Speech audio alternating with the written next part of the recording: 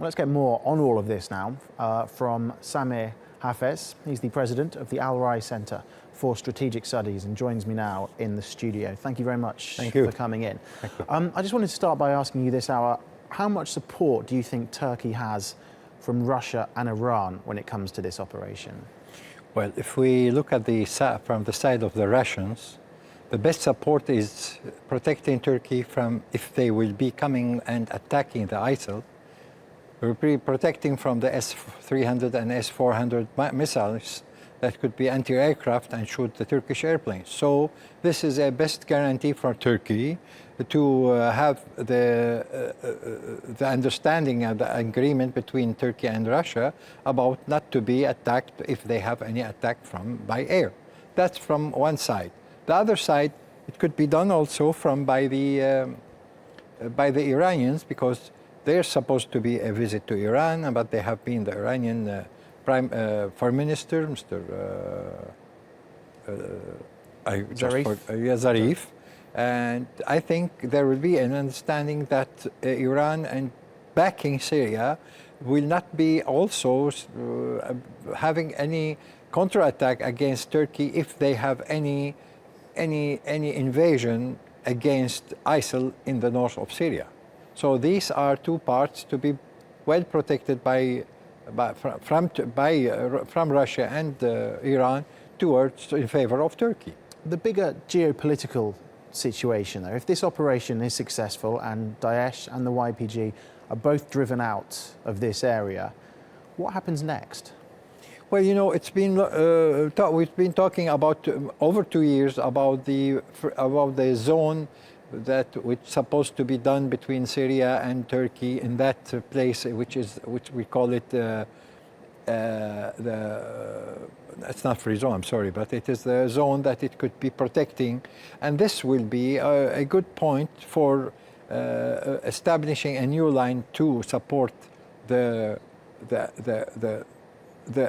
under control. I mean, the Aleppo, which needs a humanitarian aid. Plus, there will be a movement back from the refugees. And also, Turkey will be with this, will be stopping the PYD and PKK from going towards the west to reach Afrin. And this will be creating a very big problem, because after Afrin, there will be a conflict. They will be continuing to be opening their way to the Mediterranean Sea. And this will be passing by the Turkmens of my place, which is Bayır and Bucak Turkmens, the Turkmen Mountains, and this will be a very important point for Syria and for Turkey too. So do you see this operation leading to a buffer zone then, a military-free zone? And if so, who will police it?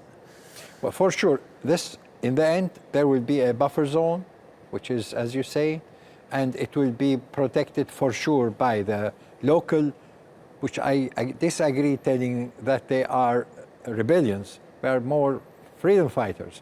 So the Syrian Free Army will be controlling this after the Turkish troops will be in and replacing all the YPD and ISIL, replacing them by the Free Syrian Army. So that will be protected by Turkey for sure to protect this zone specifically, because Turkey's policy, it was built upon this zone for a couple of years, and nobody was giving an attention on it. And what does this zone and this operation mean for the future of Assad? Because many people might look at this and say that you're targeting Assad's opposition. By default, you're propping up the Syrian regime. I'd like to drive the attention on this point.